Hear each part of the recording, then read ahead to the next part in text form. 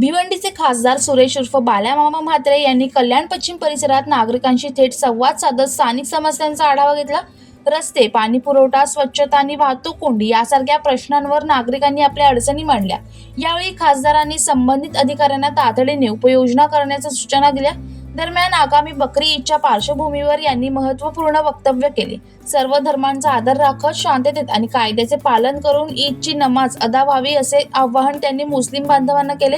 तसेच कोणत्याही प्रकारे कायदा सुव्यवस्थेचा प्रश्न निर्माण होणार नाही यासाठी प्रशासन सज्ज असल्याचे त्यांनी सांगितले. खासदारांच्या या दौऱ्यामुळे नागरिकांमध्ये समाधान व्यक्त केले जात असून स्थानिक प्रश्न सोडवण्याबाबत अपेक्षा वाढल्या आहेत.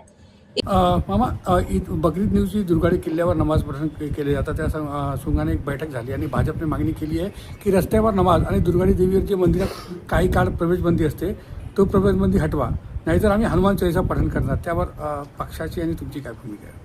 बघा, आपल्या देशात आपण सांगतो सगळे जाती धर्मी आपण एकीपणे राहतो. तर माझं म्हणणं असं आहे, प्रत्येकाने आपापल्या धर्माचं पालन करावं, परंतु पालन करताना कधीही सर्वसामान्य ग्रामस्थांना लोकांना त्रास होता कामा नये याचंही पालन करावं. आणि बाकी सण उत्सव जे आहेत तर त्याने त्यांच्या पद्धतीने मनवावे.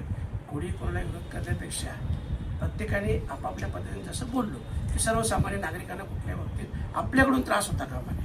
पण काय कुठल्याही समाजाचा विषय असू दे तेवढं आपण पाळावे. हनुमान चालीसा पठणच्या मुद्द्यावर काय सांगणं असते? त्या असं हनुमान चालीसा पठण करायचं तर त्याच्यासाठी सरकारची परवानगी का, किंवा त्याच्यासाठी सूचना काय करायची?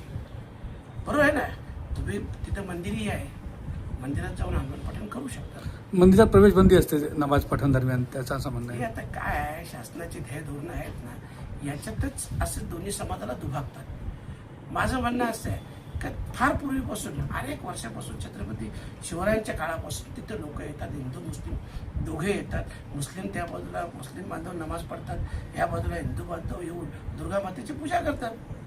तर त्यात गैर काय? तर दोघांनी करू दे. नाही काय होते मग एकाला बंदी केल्यानंतर मग त्या बंदीमुळे वातावरण गरम होतं.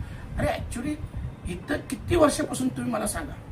इस्माईल शेख, जनशक्ती, कल्याण.